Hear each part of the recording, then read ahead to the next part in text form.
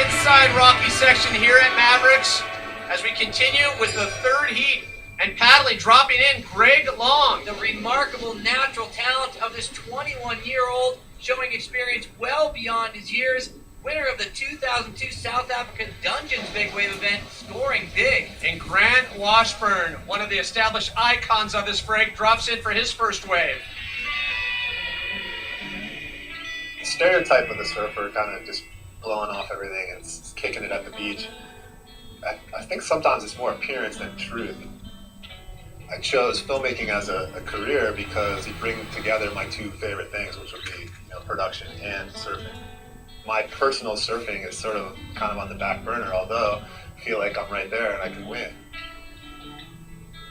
I've seen some really astounding things in the ocean and some big wipeouts and big rides and all that stuff, but it's hard to compete with you're having a child, and people try to explain it. I had one friend tell me way back, it's like having your wife catch a 40-foot wave and then you think she's wiping out and this happens. And I think, gosh, what a corny way to describe it. But, there's nothing that is equal to that. So I've had the privilege of being there for both of my kids being born and got a little kind of a shot of that. And that's probably the most amazing thing. Back to the contest, up and surfing, Zach Wormout, a lifeguard from Santa Cruz, a nice peek. Great look at how the bowl works. Grant Washburn in orange decides to back out as Zach Wormout has the better position, angling away from the bowl. The thing just went vertical under Grant. Zach with a great ride. And now Washburn in the orange drops in along with Troy Verosco. Oh, and this wave has a big end section. The west swell really closes down the reef and the bowl. Grant Washburn interfering with Troy Verosco. Grant on the outside of the peak of the wave. This wave closes out.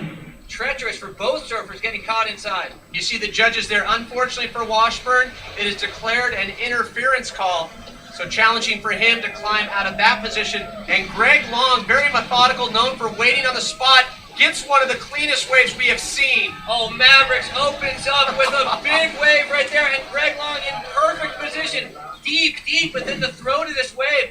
It is wrong to see daylight under his board. Impressive. My strategy going out there is to get one or two small ones, kind of get a rhythm, and then sit and wait for a nice one, and that was it. I knew it was a big one. I had a late drop, and it was really close to wiping out at the bottom. The lip just landed right behind me, I guess. Beautiful angle on the drop, and the first 10 we have seen at the contest so far. The editor of Surfing Magazine and one of the first dedicated outsiders to test Mavericks, Evan Slater, drops in. This wave definitely going vertical, but it almost looks small compared to the one we just saw from Greg Long. I love the way Evan Slater stood up there to kind of self-measure this wave. Give that a good 20-25 foot. So Evan Slater on his wave, a 29.8, finishing out the third heat. The standings look like this. The coveted 3 spots to move on to the semifinals belong to the humble 21-year-old Greg Long. And second place finisher from last year's Mavericks event, Evan Slater. And Zach Wormout, winner of last year's Billabong Double XL Big Wave Contest in the paddling category. He will move on as well.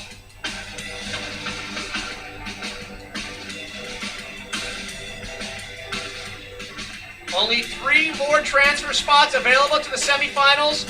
Heat number 4 when we come back to Mavericks after this.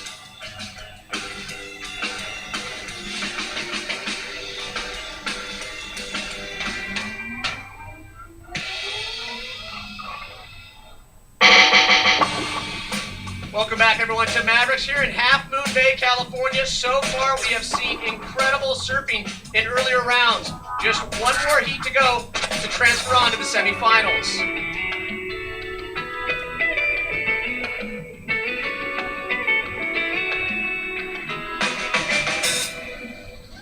We start with Heat 4, and a shaper from Santa Barbara, Randy Cohn, goes in and down immediately. Sitting right in the center of the bowl, Randy Cohn finds the rug ripped out from underneath him, buries the nose, and it's over.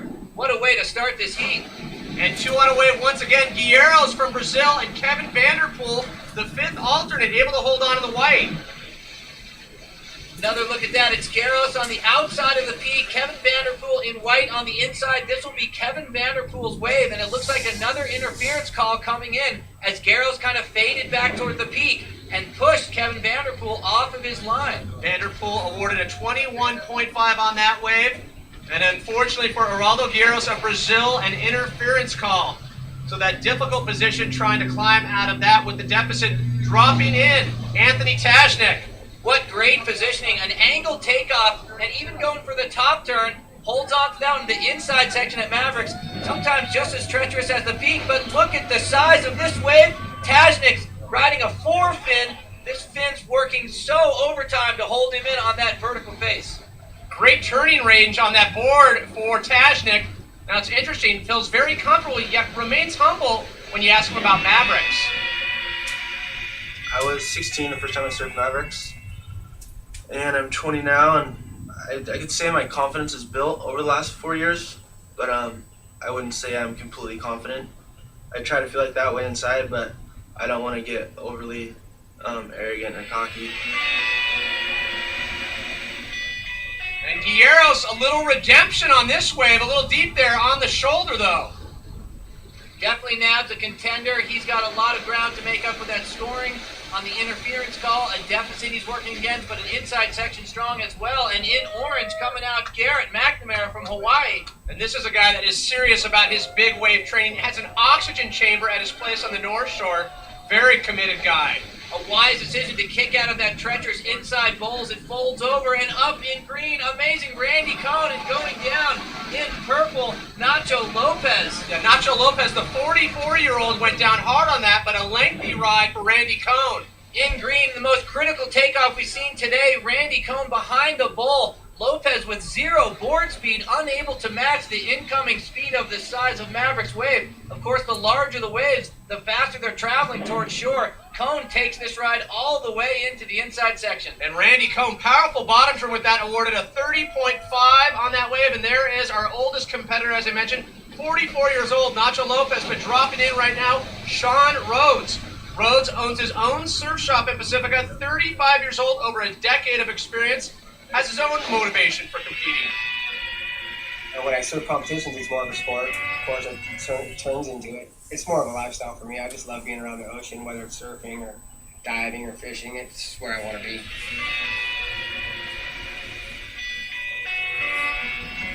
Anthony Tajnik dropping in yet again, and surfing Mavericks is hard enough, but this guy's on 2 hours of sleep on the red-eye flight from Hawaii. Shows the energy level of a 20-year-old, our youngest surfer here at Mavericks. Only 4 years in the lineup and already respected as a legitimate Mavericks charger. Look at the perfect positioning and style from Taj. And the swell holding up nicely as we finish out heat number 4 and look forward to the semifinals. Now the big story, of course, of heat 4, Geraldo Guerreros, the Brazilian, even with the interference call, is able to advance. Anthony Tajnik on top, and Sean Rhodes will transfer on. You know, I have to make mention, Kevin, just the confidence in the way that these young rookies are charging this break. You know, guys that are new to the break, it's almost unnerving when you compare the danger of this break. There's Ryan Augenstein, one of the young guys we're going to see in semifinal number 1. You think about him, and then you think about an established icon, a veteran of big wave surfing, Brock Little there in the red, as we get ready for semifinal number 1. Someone who crosses the mix is Shane Desmond there in the white. Getting started, Brock Little in the red just gets the shower of his life. In blue, it's Ryan Sealback out of Ocean Beach near San Fran, and going down deep, there's Ryan Augenstein, 21 years old, of pure pain right there. And you remember Augenstein earlier in heat number 2 against Ken Collins did that airdrop and then went on to win the heat.